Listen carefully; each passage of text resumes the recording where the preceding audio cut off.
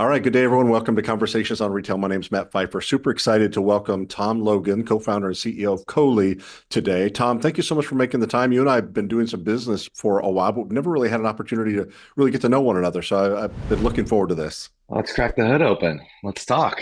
Yeah, but Great so to be here with you. before we dive into the deep end of the pool and dig into business, you've got a really interesting background, at least on paper. You've been a busy guy, even looking back at your college experience. I mean, it didn't seem like you maybe slept much. I'd love to talk a little bit about your background and Yeah. what was it about your background that created one ambition, but the second is sort of this entrepreneurial drive that has brought you to Coley. So did you grow up in an entrepreneurial house or? I really appreciate that question, and I wish more people would ask it. So, yes, I did grow up in an entrepreneurial house. My dad was an entrepreneur in the energy sector, would essentially study government tax credits on alternative energy, alternative fuels, and worked out a great little arbitrage type business there. My grandfather was in a more traditional line of business with consumer products, specifically in the food space. He would do a lot of things up in Northern California. He would do private label for Trader Joe's, did those big bag of chips that you see at Costco under the Las Fortunitas brand. So got to actually work a little bit more closely with my grandfather's business. So had that bug, but I also would say, to be quite honest, I was like a little bit of a floundering kid, didn't always get the greatest grades through high school. But what started changing for me is there's that quote, I think it's Tim Ferriss thing that he talks about a lot, where like you're generally like a collection of the five closest friends that you have or the five closest people around you. I was very fortunate to just have incredible friends, incredibly smart, driven friends in college who are still my best friends today. Um, Many of whom actually became entrepreneurs themselves. And I also I was uplifted by them. But out of college, when I saw them starting businesses, I was like, well, if these idiots can do it, then I guess I can probably do it too. So, Yeah, so yeah, it was a yeah. collection of different experiences, and of course, had the benefit of yeah, a great extended network that's sort of just grown over time, very organically. And my success is just a collection of a lot of Yeah. different people. Yeah. How did you end up at Occidental? What did you intend to do occupationally as you entered your college studies? And then talk a little bit about your university experience. I don't think I would have gotten in if I hadn't been third generation. Hmm. And I think that's the honest truth. Just a wonderfully just smart group of people at that school. Liberal arts. So, I was not studying in-depth business practices. I literally majored in the two things that you can't talk about in polite company, which politics and religion. It's my dad's Hmm. favorite joke. And now Hmm. that I'm turning into my dad, I might as well make the same damn joke Right. too. So, so yeah, I mean, it was fascinating to study, but I hardly knew what a tech startup was when I was in college, to be perfectly honest. I knew that I was very distracted and engaged with social media. So when I had the opportunity to work in social media at a startup called Wildfire directly out of school, Hmm. just purely based on alumni connections, I was like, wow, this can be a profession. So this huge distraction in my life. Hmm. This is something that's interesting, and I can apply myself and work hard and start learning. Sign me up. So that I'm Yeah. glad I took that 25K base salary and ran with that. Yeah.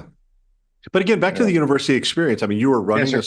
you were running a student-led business. You were president of your fraternity. You Yeah. you helped found a future business leaders, chapter on Yeah. campus. You studied abroad. I mean, you were a Did a busy, lot. busy guy. What drove that? Was it an expectation that was placed upon you, or was it you just trying to figure out who you were?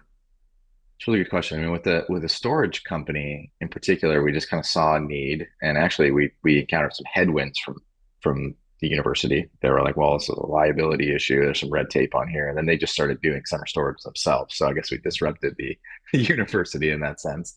Being involved with the fraternity was awesome. Great leadership experience. Taught me how to recruit, how to create a message, how to and create experiences that were compelling for our actual members. And then studying abroad in London and then traveling all over Europe for about that same time also gave me this like very worldly view that I didn't really have growing up, Yeah. which was wonderful. So thinking back on those college experiences is makes me smile. I'm glad you brought it up. just very, very much formative years that Yeah. sort of started laying the foundation for who I actually am today versus who I was in high school, which is like not the version of me that I necessarily think most fondly of. I mean, they're different stages, of course, but like I owe my college experience to a lot of where I am today. Yeah, I would say it's, and maybe I'm wrong, but I think it would be atypical that one would find a better version of themselves during that college experience, and for you to have stretched and grown so much is really remarkable. Yeah. Talk about your first job experience after you graduated, and did they come to you? Did you go to them? And talk about what are some of the things that you learned early on in that first professional experience. Yeah. So I came in as we call them sales associates, but essentially the equivalent of like a BDR role within a sales organization at a tech startup. It was hyper competitive, bullpen, long hours, 100 calls plus per day. But Hmm. the culture was such to where it didn't sound like the soulless like call center that it might, I don't know, it might come off as. It was actually like a Hmm. wonderfully rewarding experience. I learned the basic principles of how to sell, and we had a really compelling product at the time as well. We were helping consumer brands build their presences on Facebook at a time when they were viewing Facebook and their brand pages as equally, if not more important than their actual websites, which is crazy Hmm. because like when's the last time you went on a Facebook brand page? But we were doing things to up their follower counts with sweepstakes, video contests for engagement. And at the time too, I think it's important to remember that total follower count mattered a lot because they had a time-based feed and they were actually reaching the majority of their audience in an organic capacity. So it was like Hmm. this Hmm. really incredible growth lever for companies. So it was a very fun product to sell.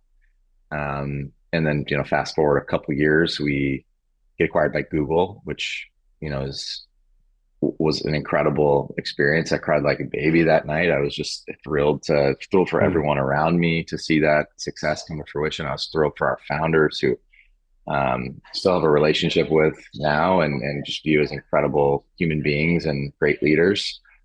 And it was just like, I played a very small role in that company. I was like the 100th employee, but to see that organization grow and do a lot of things right and have great leadership and just an even better culture. I mean, a lot of the folks who came from that organization have now done a lot of really impactful things too. So in a Yeah. way, it was almost like a continuation of my college experience in the sense that I was around people who were smarter than me, people who were really absolutely driven to a T, and it was just like this uplifting force by being in a culture like that. And Yeah. then having a chance to work at Google is more of the same. Yeah. I don't want to move too quickly into the story of Cohley, but I am curious at what point you sort of knew that you would eventually start your own company. And I wonder if being a part of that exit and being so emotionally attached and so emotionally bought into that to that company through and sort of going through the acquisition, did that add Uh-huh. fuel to the fire? Yeah, the wildfire in this case. Yeah, and I Right. actually still go back and watch the YouTube video. I'll share it with you. You can put it in the notes. It's our our head of ops and our designer put together this really emotional video announcing the acquisition in front of the whole company, and it was Sweet Disposition playing. And it was just like it was just very emotional, very cool to look back on like the origins of the company, kind of where I came in. And yeah, I did want that. I did want to play a larger role. Um, and how Cohley came about was I'd left Google, much to my mom's dismay, because she loved telling her friends that I worked at Google, Yeah. and went to a small startup that was very focused on Pinterest analytics. It's called Pecora. And my view was like, okay, well, we rode this wave with Facebook. Like, I really view Pinterest as like a very high intent, likely to grow type of channel. So, like, why don't I just rinse and repeat? I think was my slightly flawed logic at the time. But I came in as director of customer success, sat on the exec team, so I had a little bit more say in what was going on. It was a less successful company as far as like total exit, but it also provided me with like maybe even more know-how and more learnings around how an org works, how it should be run, what not to do in a lot of ways as well, which I think can be equally as Yeah. valuable.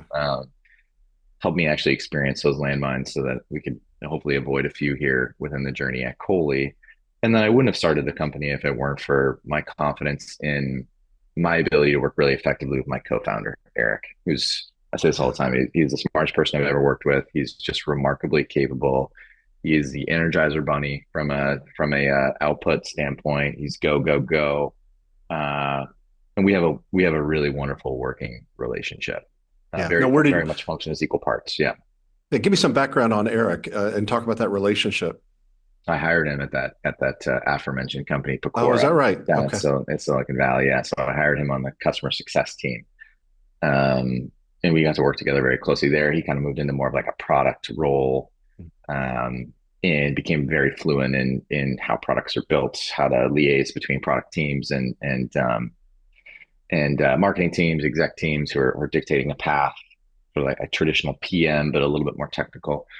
And he also had the customer success prowess, which has really been like the backbone of our organization at Cohley, which is like software's top notch. It's incredible. We have a good sort of sales go to market engine, but I would say what's really created value and what's compounded into more growth has been really positive experiences working with our customer success team, who just like are highly strategic, genuinely care about our clients' success, visit clients in person, get to know them, and can help bring their goals to life and then some. They create the experience that is Coley. Yeah. Share a little bit about some of the early conversations that you and he had that led to sort of a decision to start a company together. It's hard because you're taking a lot of risk into the equation. So like you have to be in a position financially to work without pay for a period of time in certain cases. That's not always the case with the startup. For us, it was. You need to feel like you have a unique enough perspective or angle on the market to where you can actually make this thing work. Yeah. And then you also have to be you got to have you have to be in a life position beyond just resources to actually want to do it. I think Mhm. if I was in a position like I am now with a young young daughter to support and another on the way, it could be a little bit trickier. Yeah. Not impossible, just more complex. So Mhm. we ultimately waited. We gave ourselves a year, which I think was probably too short in retrospect, but Mhm. we just kind of we leaned on previous relationships that we had from Cora, from Wildfire, convinced some people to take some early chances on us. And even though we were an inferior product, we cared deeply. We moved the company from San Francisco to New York because all the companies we were competing with were in either in LA or in San Francisco, and all the companies that we all wanted to work with were in New York. So we were like, all right, well, what's going to give us the best chance here? It's probably being in New York. Like, and Yeah. maybe we can just get to know these people. We've been a very relationship driven business for being a tech company, I'd say. So that's a Yeah. theme that you'll hear. And yeah, I just kind of slowly but surely made it happen. And then 8.5 years later, it's turned into a really beautiful organization. I have more gray hair, for sure, but I wouldn't trade anything. I Yeah. wouldn't change a damn thing. Yeah. What was your first vision, first iteration of Coley? Really embarrassing, like dating app type concept Mm. where you'd essentially swipe on a creator and then they would swipe back, and if you Mhm. match, then you could work out like an individual collaboration. Mm. It had to restructure that like crazy. Now the way that it works on Coley is that within a software platform, a brand launches a series of creative briefs. This is what the job entails. This is the type of content we want. This is who we're looking for. These are the terms and conditions, the compensation, timeline, etc. And then creators who are organized into a variety of different pockets based on skill sets, interests, etc. will then see those actual creative briefs, apply proactively to join the project, and then a brand will use a variety of filters to decide who they'd like to collaborate with. They can also bring in Yeah. folks from their ambassador program, real customers, and collaborate with some of their favorites in an ongoing fashion as well. So, Yeah. but yeah, early version was very it was very slow. It was for sure more reliant on human energy and capital to actually make it run. And that's okay. We found by using the platform ourselves to service customers, we, I think, spotted gaps and understood friction points, and we Mm. kind of just dog fooded our own product, and our own frustrations became our a lot of what our roadmap entailed. Yeah, but you were So, mostly yeah. you were mostly right. I mean, you refined it Mhm. a lot, obviously, but your original sort of idea was mostly right. It was mostly right. We have benefited from major tailwinds since then around the overall demand for user generated content, but in particular, short form video was not really a thing that brands leaned on back then, particularly user generated short form video. Part of that was because part of the emergence there has been thanks to smartphone camera quality. Part of it has been the emergence of TikTok. Instagram stories or reels were not a thing back then. And it's been a phenomenal way for brands to lean on their customers, creators in the space who genuinely and authentically have an interest or a perspective on the product or the service, Yeah. and who can speak about it eloquently in a way that can communicate both like aspiration and function slash utility. So yeah, a lot of it has been really positive market impacts. I will say we did start with a thesis that this would become more of a need for brands. That brands would need more content, the ability to control outside content rather than just hope that their consumers create stuff organically. That's very difficult to rely on. Legalities are tricky. So um, and yeah, a lot of our experience and back to Pecora, how the way that evolved from a Pinterest platform was more into the user generated content place. So there's a big pivot at that company. Um, and so when we saw influencer marketing becoming a thing, that was like, okay, well, there is this ecosystem of creators. Why don't we just Mhm. harness them in a platform, help brands leverage those creators to get the content they need? And then now, fast forward to today, very focused on supporting the entirety of the consumer journey with the content that brands need to win. Yeah. Talk a little bit about your sweet spot in terms of client acquisition, customer acquisition, and what your typical engagement with them looks like.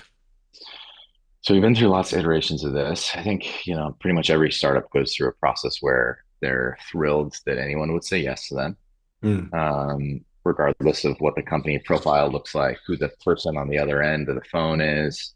Doesn't matter. Anyone who's willing to pay you money early on is a win.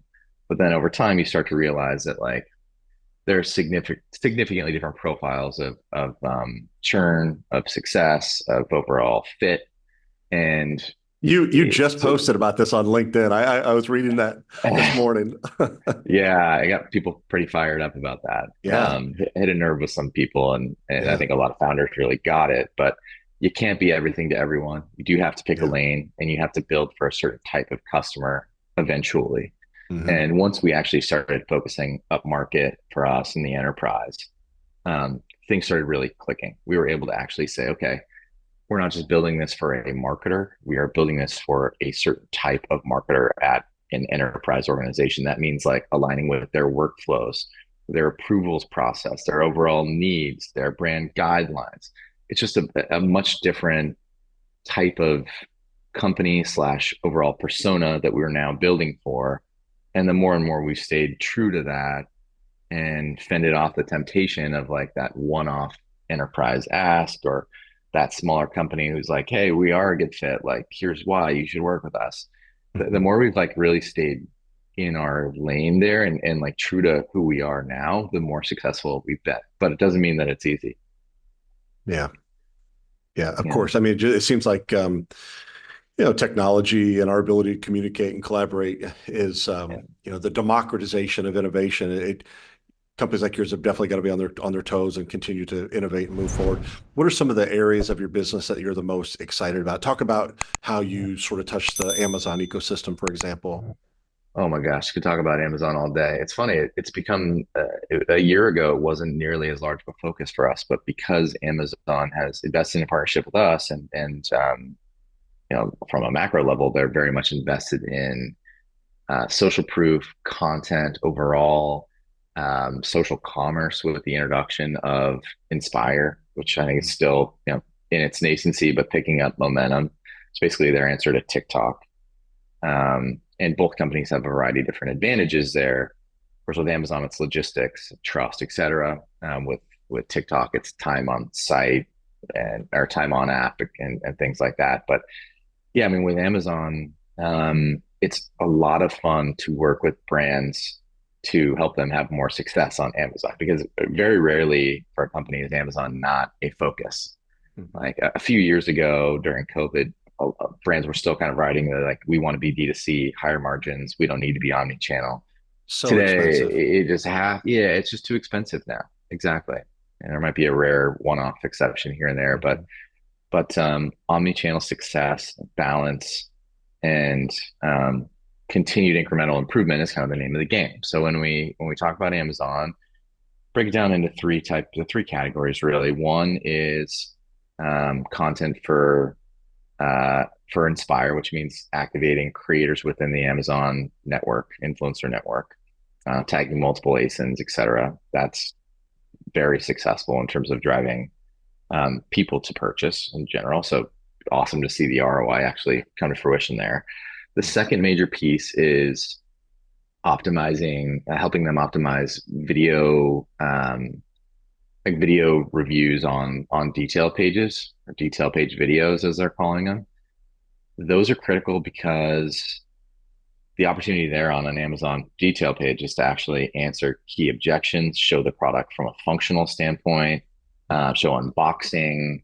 Um, and what we've noticed there is one, if you're able to have enough reviews on the actual detail page, you're not only increasing conversions by up to 10%, but you're also decreasing returns by 40% plus, which is, if you think about it, kind of like equally impactful.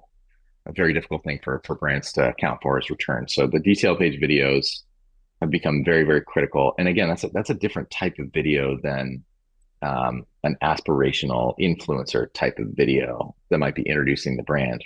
When we get down to the detail page, that step of the consumer journey is very much about like answering key questions, um, and giving them the confidence and understanding of the product that they need to feel comfortable making a purchase. Like I alluded to this a second ago. But if we can look at like the AI summaries or just do our own analyses of 1-star reviews, what are people struggling with this product? And maybe sometimes the brand actually needs to revisit the product itself.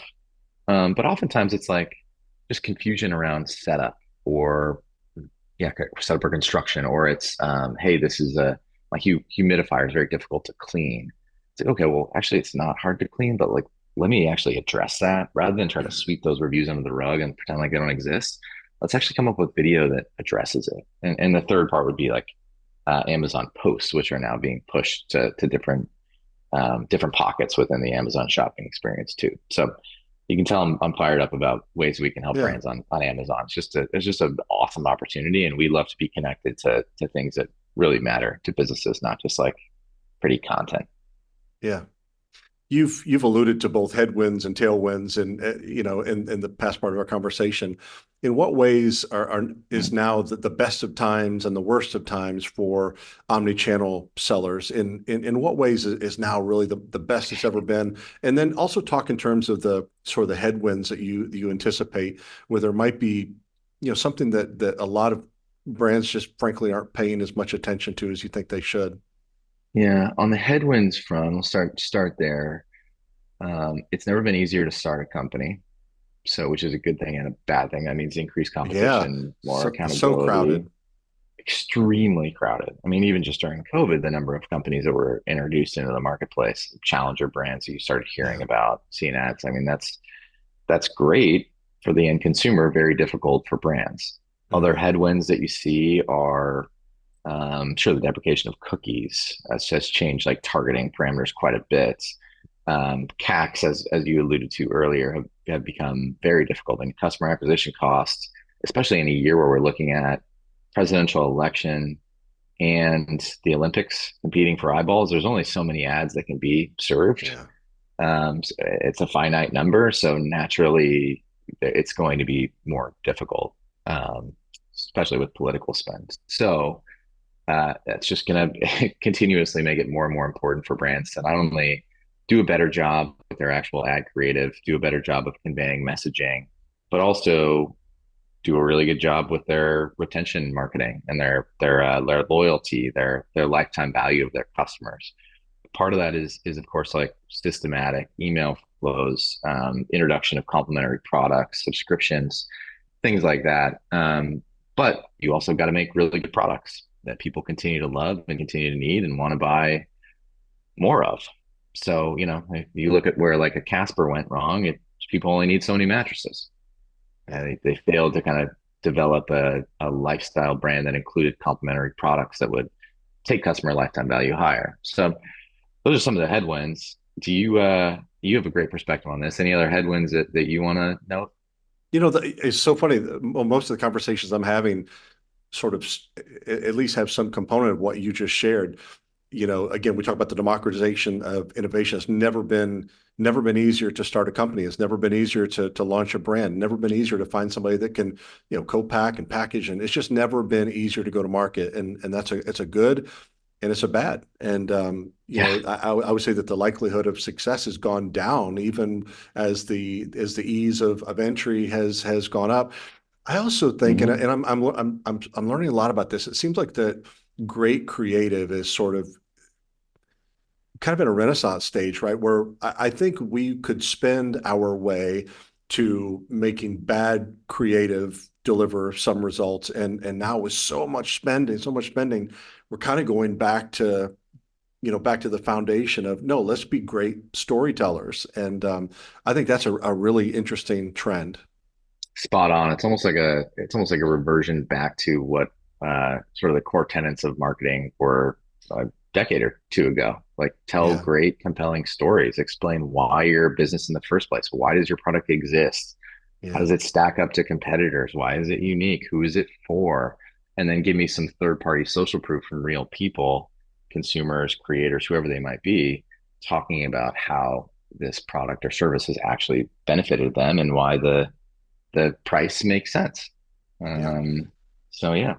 I think to some extent the ability to pay for advertising has made us lazy as storytellers, and now it's just going to be Hmm. all that more important that we convey our message quickly and grab Yeah. attention.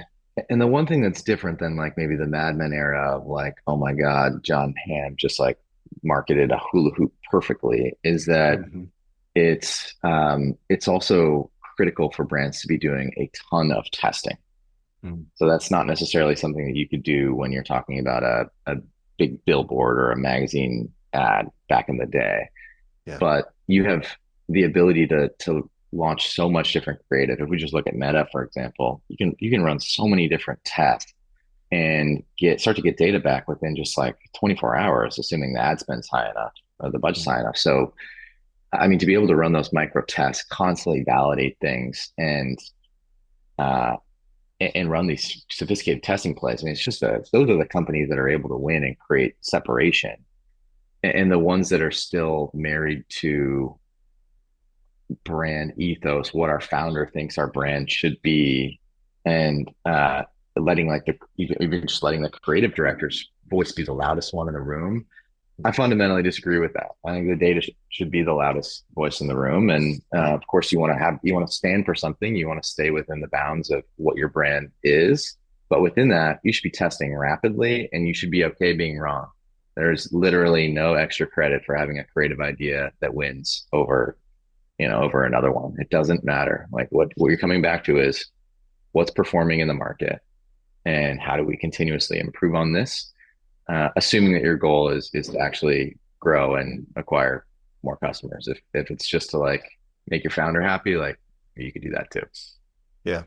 I'm going to ask you two questions. I want you to answer one while you're thinking about the other. Oh What's wow. what's the what's the future look like for Cohley? Talk about your team and its capabilities and sort of what the next iteration of Cohley looks like. And then the question I want you to sort of daydream about as you're answering that very simple question is, if you were to start another company today based on sort of the lay of the land and artificial intelligence and rapidly changing marketplace, et cetera, what kind of business would you be the most compelled to start today? Okay, you give me a lot of intellectual credit for being able to noodle on one while I answer one, but I think I can do it. because these I are bet you these are can. topics that I think about quite often. Okay, so the future of Coley, I think, the more we can understand the performance of content across a variety of different channel segments, the more we can start to guide the content creation process. So we very much view it like a feedback loop in the sense that you have consumer insights, you have brand guidelines, all of these good things sort of thrown in the pot, but you have this flywheel that's based on the performance of the content and constant learning. And that flywheel keeps spinning and it keeps spitting out different types of content that's very likely to perform based on what we've seen either in a specific category or specifically for that brand.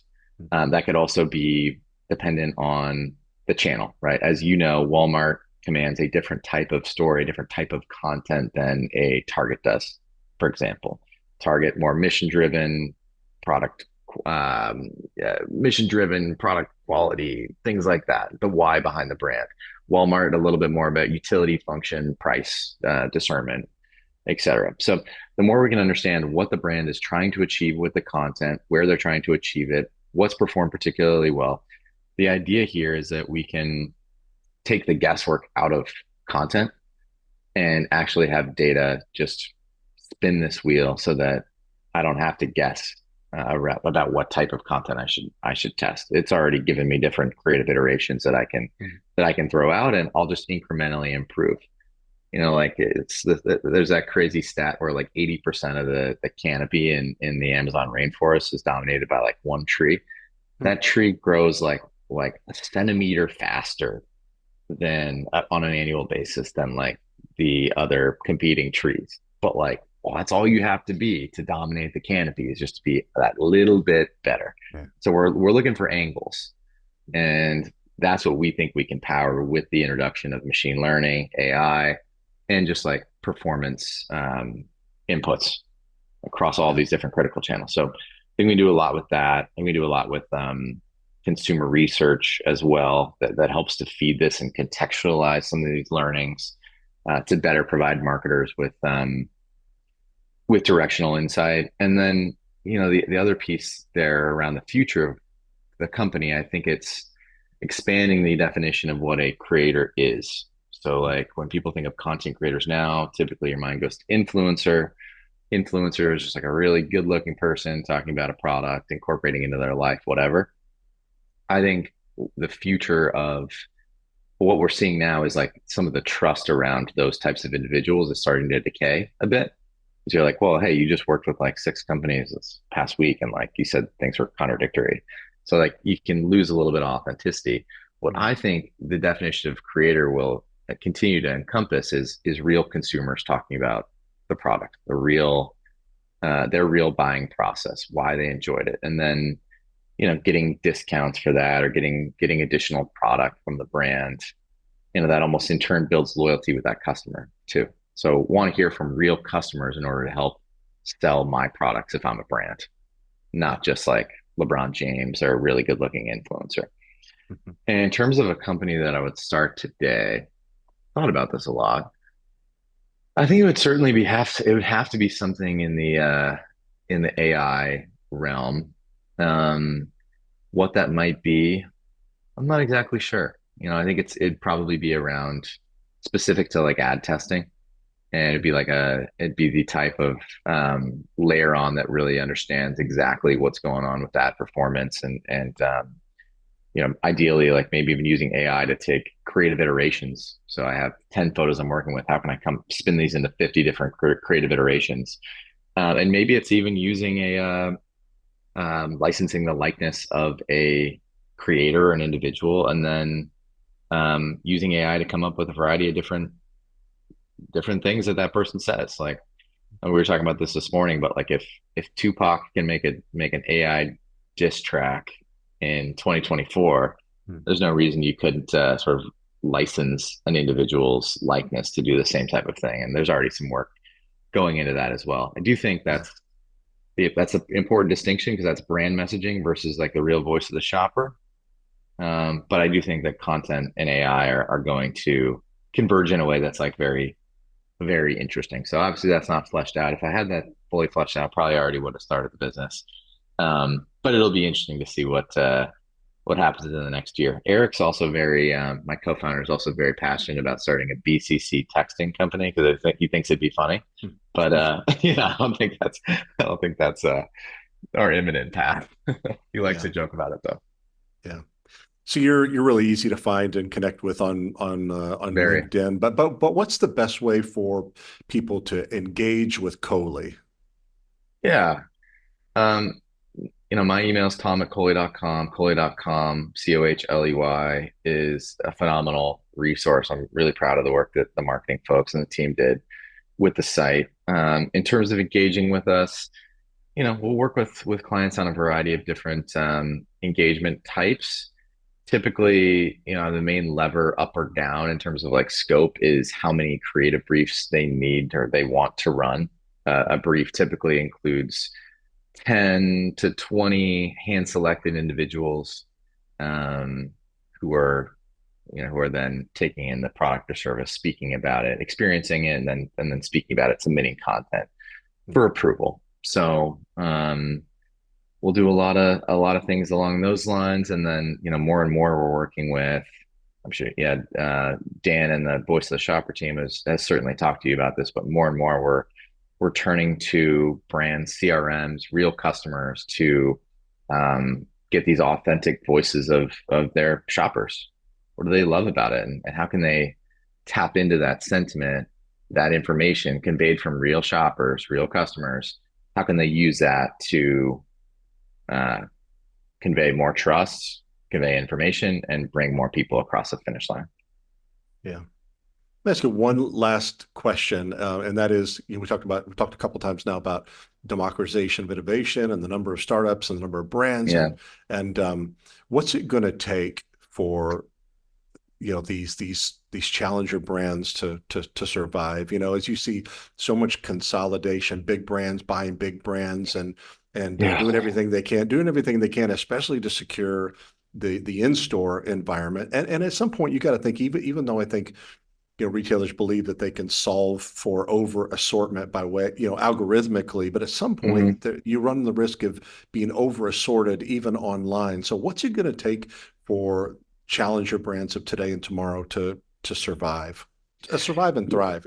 Yeah, and even sort of within that, you have challenger brands or upstart brands being incubated by and backed by huge brands. So really, Yeah. are they even really challenger No, brands? not Not what those really. budgets are not. Yeah. They just kind of masquerading. They're just Mhm. masquerading. So I always laugh when I hear like someone's an entrepreneur. It's like no, you're not. Like because you don't have Yeah. the risk factors of actually being an entrepreneur. So to me, that doesn't quite add up. But yeah, I think there's well, one, you obviously have to have a great product, and you can't just be knocking off an existing product. I Mhm. think you need to come with something that's compelling that the market really does want, that solves like real problems, or real or answers real like demands from the market for a product. So Yeah. one, Almost like I think that's category invention. obvious. Yeah. Exactly. Almost, right? Like if you stick a new, I've noticed that a lot of like the food and beverage brands that get like major funding and get like major momentum are like um, it would be like the dairy-free mayo or the gluten-free chocolate, or ways to like reinvent certain categories that have been like historically in place for a while. Or like a company like Kite Hill has done like dairy-free cheese that people love, things Mhm. like that like doesn't even make sense when you think about it, but they've been able to do it. Hampton Creek is another one that's Bill Gates has backed. Those are just examples. So yeah, I mean, I think you do need a unique POV, a unique product. But beyond that, assuming that like you do have that, but you're just outflanked from a resource standpoint, you got to Mhm. get scrappier with your testing, Mhm. and you have to be able to just pivot very quickly. And it's almost like if you're going to be the David to the Goliath, you know, I guess historically speaking, David would have won because he was more nimble, a little bit smarter, a little bit more strategic, and was able to move faster. Just to bring that back to the big brands. Big brands tend to have a lot of red tape. They tend to move a little bit more slowly. It takes a lot for them to move off of their existing position. The classic thing with the challenger brand is that they have the ability to be nimble and test, and fail fast and make mistakes. And eventually, maybe that advantage of speed and lack of red tape and institutional plaque that ends up actually translating to real growth and success. And it's also, as a part of that scrappiness, it's embracing emerging channels maybe before large brands did. So a couple of years ago, that would be TikTok. Yeah. Awesome opportunity. Even before that, a lot of different emerging channels pop up. So, Yeah. you know, never easy, of course, to be a true challenger. But anything you want to add there? Again, you have fantastic insights across the board here.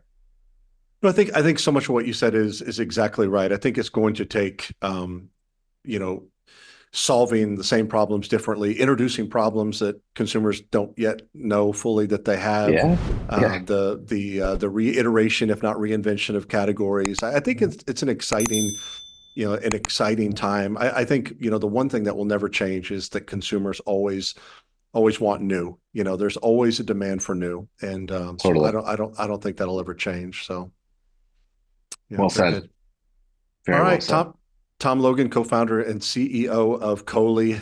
You're a fascinating guy. You've got a fascinating organization. Congratulations Same to on you. your success. Congratulations on the growth of your business and the growth of your family. And looking forward to keeping up with both. Thank you so much for your time. Appreciate you, Matt. Thank you. Have a great day.